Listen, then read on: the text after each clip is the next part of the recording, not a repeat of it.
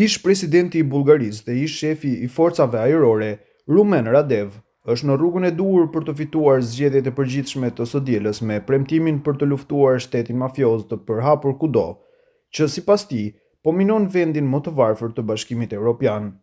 I trazuar nga kriza të pandërprera politike dhe i dobësuar nga koalicione të brishta, vendi ballkanik me 6.7 milion banor po bëhet gjithnjë e më pranë të pamenaxhueshmit, që nga viti 2021 ka pasur 7 kryeministra, asnjëri prej tyre nuk e ka përfunduar mandatin e plot, ndërsa votimi i kësaj fundjave do të jetë zgjedhja e 8 në 5 vite. Megjithatë, mbetet shumë e paqartë nëse ish piloti i avionëve luftarak MiG-29 Radev, skeptik ndaj mbështetjes për Ukrainën dhe ndaj hyrjes së Bullgarisë në euro këtë vit, do të arrijë ta zhbllokojë këtë situatë. Sipas sondazhit të Politico, lëvizja e tij e sapo krijuar, Bullgaria Progresive pritet të marrë vetëm 31% të votave, çka do të thotë se ai do të përballet me të njëjtin vështirësi si paraardhësi i tij i pafat për të krijuar një koalicion të qëndrueshëm të qeverisë. Agjenda e tij politike është gjithashtu e paqartë dhe Brukseli ka arsye të jetë i kujdesshëm. Radev ka mbajtur prej kohësh qëndrime të afërta me Kremlinin për Ukrainën dhe ka lënë të kuptohet se dëshiron të importojë naftën ruse. Edhe pse premton goditje ndaj korrupsionit të nivelit të lartë, kritikët theksojnë se Bullgaria Progresive po tërheq mbështetje nga partia me histori të errët nacionalizmi dhe korrupsioni.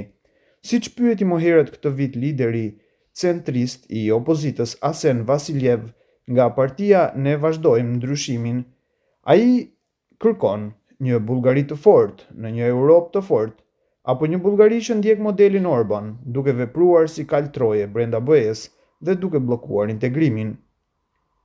Nga president në kryeministër, Radev ka ndërtuar markën e tij politike mbi aftësinë e tij si pilot guximtar, para se të kandidonte për president në vitin 2016. Departamenti i Marrëdhënieve me Publikun të Forcave Ajrore promovoi gjërësisht manovrat e tij akrobatike në një shfaqje ajrore të profilit të lartë. Po ashtu, në zgjedhjet e këtij viti, një video fushate e tregonte në kabinën e MiG-29 duke komentuar një ngritje vertikale, fuqi e pabesueshme, thot ai në efektin e forcës G.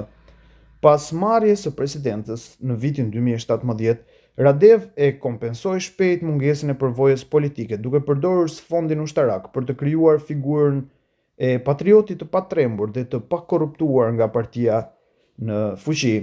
Si ish general, ai referohet shpesh edukimit të tij ushtarak kur argumenton pse Ukraina duhet të kërkojë paqe me Rusinë. Shpërtimi i madh politik i tij erdhi në vitin 2020, gjatë një stuhie politike mbi ndikimin e oligarkëve mbi prokurorët e shtetit.